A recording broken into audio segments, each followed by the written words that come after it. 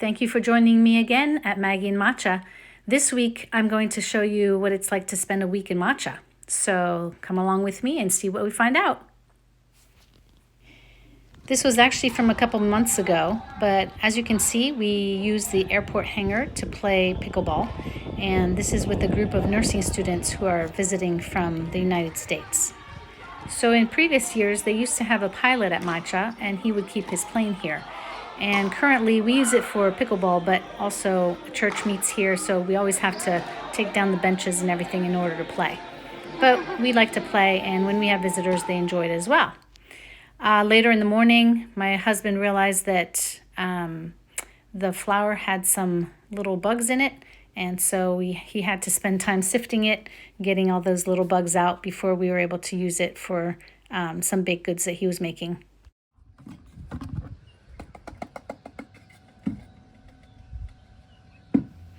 The coming Monday was the first time that we were going to be using the kitchen at the care house and the community center for a conference that was going to be happening over the next few weeks. And so we stopped by to make sure that they had everything they needed.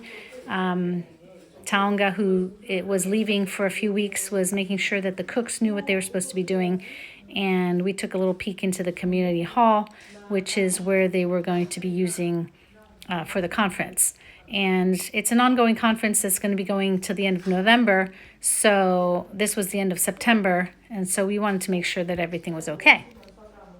So later on that Saturday, we found out that our oldest daughter got engaged. And so we were celebrating from afar and are very excited and are congratulating them from over here.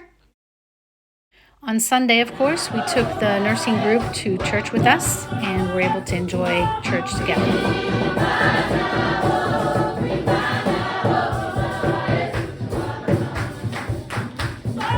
Sunday afternoon, we spent some time watching Harriet the hawk. You can look at some of my other videos to learn more about the harriers who live up in the palm tree, but this was always entertaining. And then we took some of the students to a football match in the afternoon and watched some soccer together, which is probably one of the only entertainments we have in Matcha, but it was fun. You can see how dusty it is. It's the dry season, so dust is everywhere. Later, late that evening, a group of 8 medical students from the Netherlands arrived, and so they were going to be with us for a while. On Monday morning, I tried to do my exercises like I usually do with a video, but I completely forgot that Vincent had ordered some manure for the garden, so it was cut short when the oxen arrived with the manure, and they tried to maneuver them to try to unload, and they don't move around very quickly. And the little boy that was with them, he went over to the pit right away and started looking through our trash and found a hose from our shower head, and he thought that was a treasure, so he was happy playing with that. And eventually they were able to move the oxen so that they were able to start unloading the manure into the garden. When they left, the little boy was happy playing with his new toy, and there were a couple bikes in the back of the cart because Vincent was sending them home with them since I had given them to them a while back. Then my friend came with her baskets and plopped herself outside trying to get me to buy some. And as you can see, I have quite a repertoire of baskets. We then spent some time in the afternoon checking out these hoopos, and they're around quite a bit.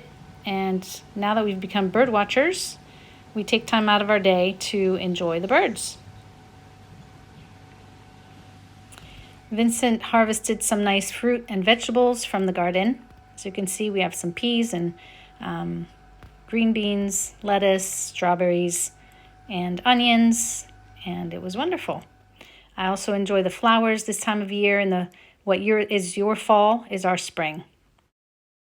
Later on in the afternoon, as I was coming back from the market, I was walking through the neighborhood, and these kids were just having a great time with the neighbor.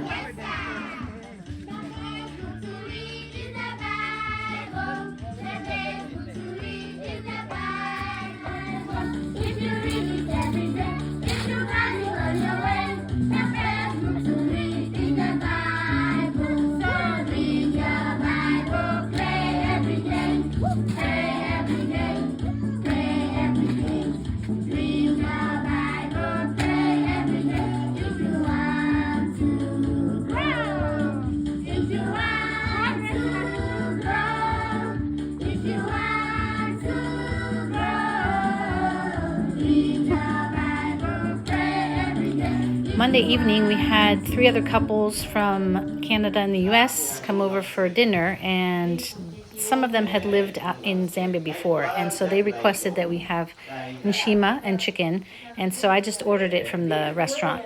And so this is nshima. It's based on cornmeal, and it's a national base food of Zambia. They eat it every day.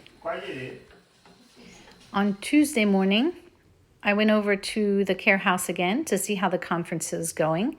And I peeked into the conference room again at the community hall, and they were in session. And so everything seemed to be going well. And the cooks and chefs were busy getting lunch ready. At this point, they had been ready for tea, so they were going to take a tea break. The care house is also where I do my classes for kids with disabilities. So Tuesdays and Thursday mornings, we have sessions with the children there, and so I have some helpers helping me, and here we're doing some time in circle time and having a lesson. We do a parent lesson, we do a Bible lesson, lesson on how to interact with children and play, and then we break into areas where we each work with kids individually. Unfortunately, that evening I had to spend quite a few hours with one of our plumbers fixing the toilet at the guest house that was causing us some problems. I was supposed to go on an orientation walk with the Dutch students with my husband, but I missed out on that. Later on, we heard the wailing from the hospital as someone had passed away, and that's not too uncommon for us to hear, unfortunately. On Wednesday morning, I had to go into Choma with this big list of groceries to get for the guest house, as we had a full guest house. And so I spent time there all day collecting the groceries. So I started with this truck full of bananas, trying to get a crate of bananas, and then, of course, shopping for vegetables in the market. My favorite is the children in the market.